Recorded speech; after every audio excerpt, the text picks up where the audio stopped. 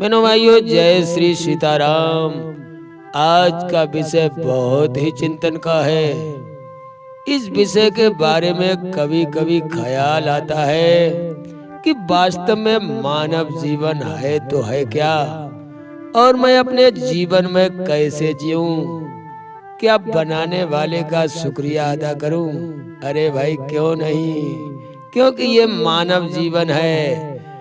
अगर आपके साथ में किसी ने एहसान किया तो आप उसका शुक्रिया अदा करते हैं, उसे याद रखते हैं। और किसी ने आपको धन दिया तो उसे भी याद रखते हैं। बहनों भाइयों, किसी ने आपको गाली दी तो उसे भी याद रखते हैं। ये सब बातें हमें याद रहती हैं और हम इनको याद करते रहते हैं, लेकिन कभी ये भी नहीं सोचा होगा कि जिसने हमें जीवन दिया है, क्या उसे याद करें या ना करें। क्यों नहीं दिखते भगवान? क्योंकि भगवान एहसास है। और भगवान को कैसे देखा जाए?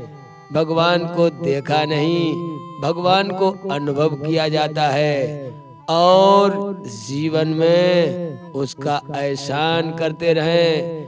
कैसे अनुभव किया जाता है? जैसे दर्द का एहसास होता है, लेकिन दर्द दिखाई नहीं देता है और मुझे लगता है कि मुझे दर्द है।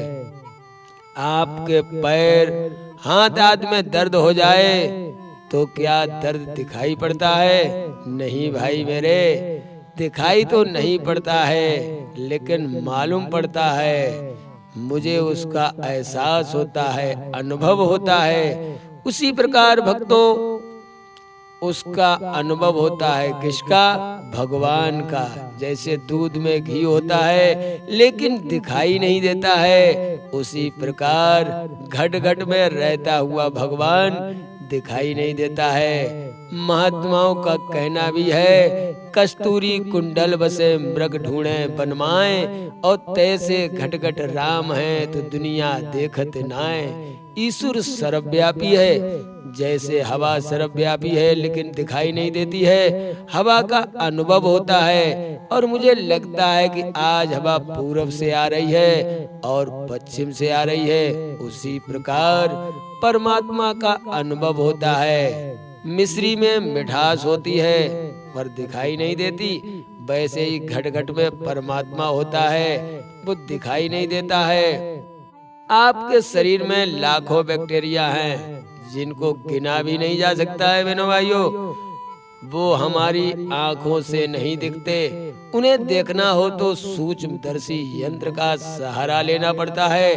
बैक्टीरिया जैसे गंदगी को ये आंखें देख नहीं सकती हैं। बहनों भाइयों, परमात्मा जैसे पवित्रता को ये आंखें कैसे देख सकती हैं? दूध के अंदर के घी को देखना हो तो उसे दही बनाना पड़ता है, फिर उसका मंथन करना पड़ता है, तब कहीं घी प्राप्त होता है। वो भी तपस्या की तपन से परमात्मा रूपी घी को देखना चाहते हैं तो पहले भक्त रूपी दही बनो, फिर ज्ञान वैराग की मथनी से उसे मत डालो और बुद्धि के मंथन के द्वारा परमात्मा रूपी घी आपके सामने प्रकट हो जाएगा। कभी कभी ख्याल आता है कि भगवान है तो कहाँ है? अरे भाई बहनों भाइयों, सब जगह है भगवान। जैसे लकड़ी में अग्नि छुपी होती है, वैसे मेहंदी के कड़कड़ में लालिमा छुपी होती है। जैसे दूध के कड़कड़ में घी छुपा होता है, वैसे ही संसार के कड़कड़ में भगवान छुपा है, लेकिन मुझे दिखाई क्यों नहीं देता है? अरे मुझे मिलता क्यों नहीं है? कभी कभी विचार ये आता है बहनों भाइयों, क्या करते हैं भगवान?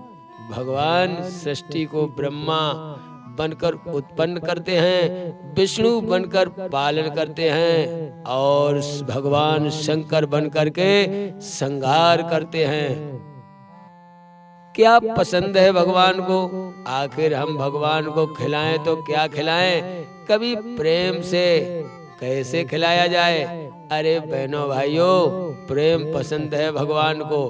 प्रेम बस दुर्योधन के 56 भोग को त्याग दिया और पितुरानी के घर छिलके खाते रहे।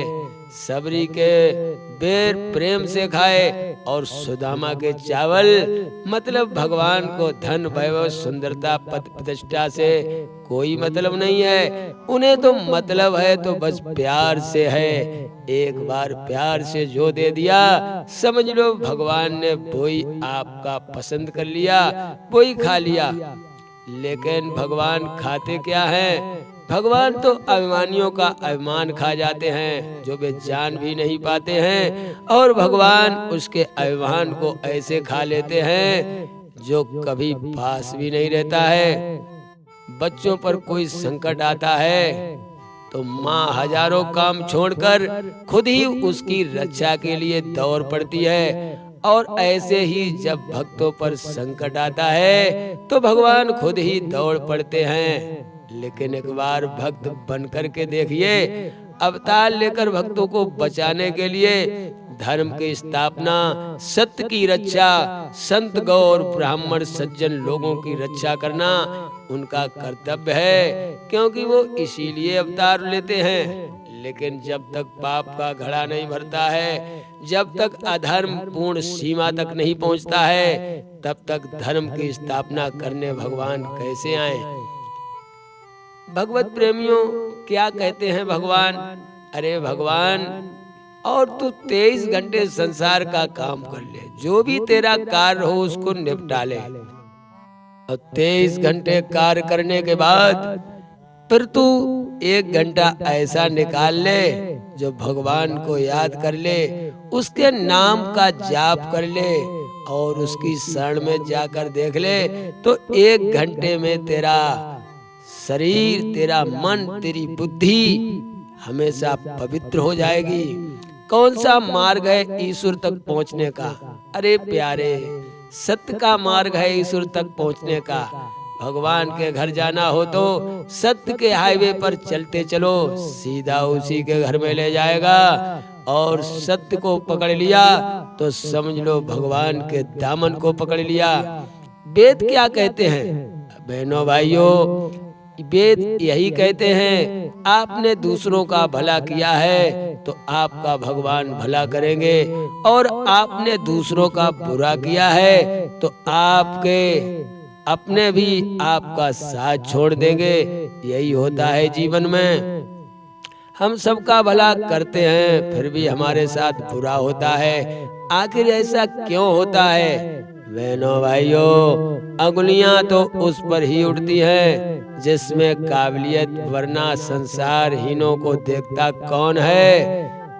भक्तों, आम के वृक्ष पर लोग पत्थर मारते हैं, लाठी मारते हैं, क्योंकि उसमें फल लगा हुआ है, जबकि बबूल को कोई छूता तक नहीं है, क्योंकि उसमें ना तो फल है और ना कोई खाने योग्य, ना कोई फूल भी है, तो पत्थर कैसे फेंके जाएं? उसी की आलोचना होगी, उसी को ठोकर लगाना चाहेंगे लोग, क्योंकि आप आम को गुणवान हो, बबूल नहीं हो। आम को लोग हर वर्ष पत्थर मारते हैं और भगवान आम के वृक्ष को हर वर्ष मीठे मीठे फल से भर देते हैं, क्योंकि आम सबको फल देता है, आम सबको फल देता है, और बबूल कांटों को देता है, इसलिए उसके पास कोई नहीं जाता।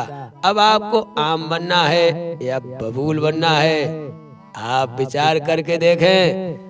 एक बार शंकर जी सबकी मृत्यु टाल देते हैं। यदि महामृत्युंजय मंत्र का जाप किया जाए तो मृत्यु टालने वाले को लोगों ने जहर पिला दिया, वो सबका भला करते हैं, फिर भी समाज ने उन्हें जहर दिया। अमृत पीने वाले देव हैं और विष पीने वाला देवाधिदेव भगवान महादेव कहलाते हैं। भला करने वाला खुश होता है। दुनिया हमारा बुरा करे कोई बात नहीं, भगवान हमारा भला करेंगे, वो हमारा बुरा कभी नहीं होने देंगे। आप सबका भला करिए, आपका कोई भला करे ऐसी उम्मीद मत रखिए। आप भगवान के भरोसे रहिए। आप सबका भला करेंगे तो भगवान आपका बुरा नहीं होने देंगे। ये विश्वास केवल भगवान पे रखिए, समाज पे नहीं, क्योंकि समाज का कोई भरोसा नहीं, कब आपका साथी बन जाए और कब आपका दुश्मन बन जाए।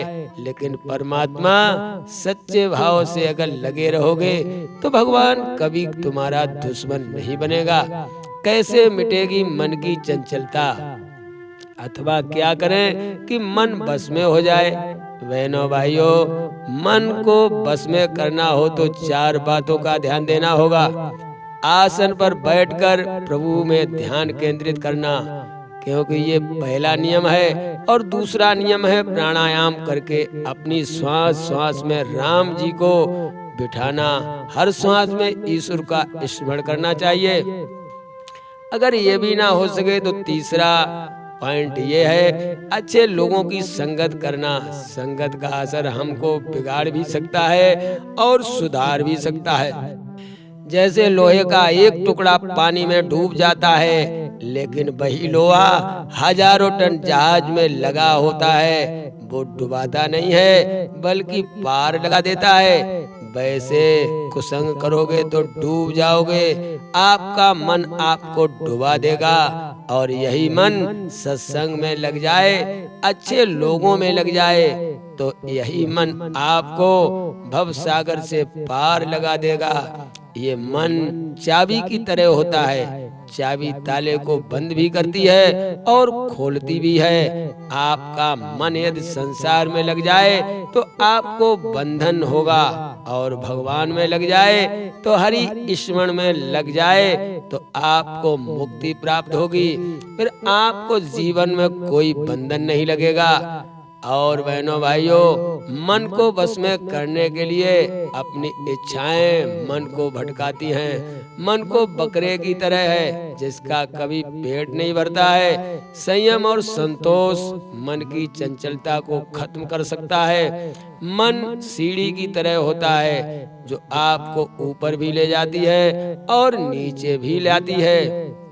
बहनों भाइयों, अच्छे कार्यों में मन लगाओगे तो मन ऊपर ले जाएगा, और बुरे कार्यों में मन लगा कि आपको नीचे लाकर खड़ा कर देगा। अपने मन को माँ बाप की सेवा में लगाओ, अपने लक्ष्य में लगाओ, प्रभु के भजन में लगाओ। इतना बिजी कर लो कि इसे भटकने का समय ही न मिले। मन लोहे की तरह होता है। लोहे को मोड़ना हो तो पहले उसे गर्म करना पड़ता है, और फिर हथौड़े की चोट से आप चाहें जिस ओर मोड़ सकते हैं। वैसे ही मन लोहा है। इसे सत्संग की आग में संयम से इसे समझाओ। फिर चाहे तो भगवान की ओर मोड़ दो और चाहे तो संसार की ओर मोड़ दो। अपनी इंद्रियों को अपने बस में करो। भोगों से मन हटाकर भगवान में लगाओ। आंखों की चंचलता कम करो। और बहनों भाइयों, रसना की चंचलता भी कम करो। कानों से कथा सुनो, आंख से प्रभु का दर्शन करो, जिह्वा से प्रभु का नाम जपो। आपका मन आपके बस में हो जाएगा। अगर इतना भी करते रहे तो समझ लो भगवान आप पर दया करते रहेंगे और हमेशा आपके लिए भगवान अपना धाम खुला रखेंगे। बहनों भाइयों, जब भी आप जाएंगे तो उनके दरबार में ही जाएंगे। इन सत्संग की बातों को सुनकर आप हमारे गुरु ज्ञान दर्पण चैनल को लाइक और सब्सक्राइब कर दें। सभी भक्तों को जय श्री राधे, जय श्री सीताराम।